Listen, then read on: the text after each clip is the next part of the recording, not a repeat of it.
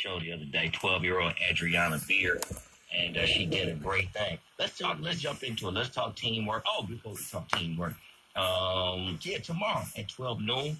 I really want y'all to come out. It's just gonna be fun, man. Food, fun. We're gonna celebrate yours truly, celebrate the work, celebrate the show, the church, work. We're just gonna have a celebration. Kari Wade Frazier's gonna perform. Spud's gonna be the Toastmaster. Just do what he does, and we'll have some food, man, and celebrate. Look, tickets are $35, and you can pay at the door. Or you can pay online. You can go to Facebook, my Facebook page, David Alexander Bullock. Hit the link, pay online. Or you can pay at the door, 12 noon tomorrow, 28847 Franklin Road, Pi Banquet Hall. Also, go by the store. It's 16400 West 7 Mile. Get your lotto. Do that. Support the store. But let's talk Donald Trump, and not really Trump, but, CNN has this interesting piece that at least I thought that's interesting to me, because it's really about this teamwork concept. And the women in legal action against Donald Trump is a clip I'm going to play, but the piece is we keep learning new things about what Trump allies did to get him elected, right? The myth is that Donald Trump, had this strategy. He dumbed it down. He put the hat on. He played country bumpkin. He talked big about walls and immigration. But, we have this Horatio Alger myth in America, this myth of individual achievement. But nobody really makes it by themselves. It's always a team. So, look, the Russian investigation, the Cambridge Analytica developments, the lawsuits about the president's pre-presidential relationships with and treatment of women don't have anything to do with one another, right? But they were all a part of an effort to elect Trump. So Russia, Cambridge Analytica, the data mining, right? And the lawsuits of the women. His attorney, his family, his campaign, they all worked very hard, and they were very creative on a variety of fronts in their efforts to hide things in his past that would allow him to get elected. And if you notice, while Donald Trump was running for office, man, none of this stuff really surfaced. Even when the Billy Bush video surfaced, they went after Billy, right? But it really didn't hit Trump. Trump has long been obsessed with his remarkable election victory. And none of the above would suggest the outcome would have been different. But it's more than clear that what he accomplished in speaking to the angst of white working class voters was also done with meddlesome tricks by foreign powers, right? So Russia, right, got involved. Data harvesting, there were cover-ups. What we continue to learn about the 2016 election should change the way Americans view their electoral process. Right? This is what I'm saying. We got to change the way we understand politics. We keep thinking it's candidates. It was Barack Obama. No, it was his team. It was Ron. Okay, Emmanuel. And it was Axelrod, okay, David Axelrod. I mean, it was the team, right? Look, on the medal, Russia, even if nothing comes of the ongoing inquiry into possible collusion between the president's campaign and the Russians, we already know, beyond a doubt, that his son, Donald Trump's son, took a meeting with Russians promising dirt on Hillary Clinton. We know that.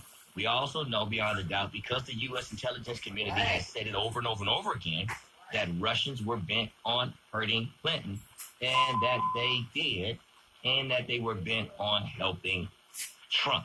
Russian trolls tried to exploit divisions, especially racial ones in the U.S. society. So part of the way that Trump got elected was Russia's role in the election. We must say that. Data mining. There's no specific evidence that the Russians colluded with Cambridge Analytica, the firm founded by Steve Bannon, right, who was a part of Trump's team, who went on to be Trump's top strategist, and billionaire Robert Mercer. Clinton has already suggested without evidence that they were working along the same lines as Cambridge Analytica. The real question is, how did the Russians know how to target their messages so precisely to undecided voters in Wisconsin, Michigan, or Pennsylvania? That is really the rub, not the nub, type of the question. In response to that report on Monday, Cambridge Analytica said the report had been edited and scripted to misrepresent the nature of the conversations. The point is that Trump had major data mining support, strategic data mining tied with the Russian internet social media troll team to help Team Trump. And then there were all of the cover-ups, right? The other thing we know for sure is that Trump's attorney was working hard to cover up alleged affairs. That may be the least nefarious thing, since most Americans might not be surprised about the three-time married president's personal life, but the twin six-figure payments to porn star Stormy Daniels and Playboy model Karen McDougal show that his allies were trying hard to keep at least some of the skeletons in the closet until after Election Day. The sketchiness of American politics is obviously not one-sided. Trump's Democratic opponents funded the dossier with unsubstantiated claims about his possible ties to Russia in his personal life, right? It wasn't released as part of the campaign, but it's seen the light of day now. Similarly, Barack Obama's campaign found ways to harness voter data through Facebook and use it to their advantage rather than face privacy concerns. They have given TED Talks to brag about their exploits and marketing their candidate online. None of what we learned about Trump and his campaign and Russia meddling means Trump didn't speak to a very important voting bloc. But what it does mean is that there was a team of folks strategically placed around him to assist him. And I want to talk about that teamwork, man. Teamwork make the dream work. And I think as we get ready to honor Dr. Martin Luther King, right? And as we get ready to go to the Jesus Good Friday and all of that stuff that people getting ready to do, you know, we got to stop looking at people in isolation. Socrates, Immanuel Kant, David Hume, Descartes, LeBron James, Kobe Bryant, Magic Johnson, Isaiah Thomas, Bob Johnson, Denzel Washington. You know what we do? Will Smith, Puff Daddy Combs, Sean Combs, Puffy, Jay-Z. You know what we do? Beyonce. What we do is we look at people in isolation. You know, TDJ, Creflo Dollar, Carlton Pearson, Sojourner Truth, Harriet Tubman. What we always calling these names, these individual names. And what I'm telling y'all today is that Donald Trump is proof, not just in politics, but in economics and in social life and in religion. You know, when somebody emerges, there's a team of folks, man, that is doing everything. Hook or crook, man. They're doing everything, hook or crook, to make sure that it's a go. And I don't want to challenge, but I want to put it out there. I think black folks, as a people, you know, need to spend a lot more time talking about training, working on, focusing on, honing in on teamwork, because, you know, we're so quick to think it has to be like this super individual all the time, right? But Trump proves it's not the super individual, it's the super squad, right? I mean, who and I would just go to the lines, because I can get into it. I can go real deep, you know what I mean? Like Kwame Kilpatrick was the son of Carolyn and Bernard, and they were members of the Shrine of the Black Madonna that had the black slate. You know what I mean? So it's a whole network there. He didn't just become the mayor. Even Mike Duggan, he's part of the Magna Mare crime family. You know what I mean? Come out of Wayne County. I mean, he didn't just pop up. And people are like, well, he's a turnaround man. Nah, everywhere he goes, it's a cast of characters, right? All of these people that you see have a team, and I think we would do a better job talking about that. Even the radio station, there's somebody, the board op, the phone answerer, the station manager, the girl at the front door, the security guy, the camera person, the producer, the YouTube guy, the face. I mean, it's a whole lot of people, and you know, before you know it, you'll miss all that. You can miss all of that. Team Trump is the reason why Trump is on top. Let's talk teamwork. Let's go to Barbara. Line 1, Barbara. You're on the air. Good morning. Good morning, Reverend Bullock. Good morning. I I love you. I Love just you want to too. say that I don't know you at all, but I love you. Thank you. I've been watching you since TV 33. Wow. I listened to you, and I lost my whole train of thought of what I wanted to ask you. I appreciate you, and thank you for what you do. And I got to hang up because I lost my whole train of thought. All right. Well, if you get it Thank back, you so call much. back. Thank you, Barbara. I appreciate you. Let's go to line 2. Robert, you're on the air. Talk to me. You know what? I hear exactly what you're talking about. Teamwork is the main key to everything. Yes, That's how Pop got in the way he did. that's right.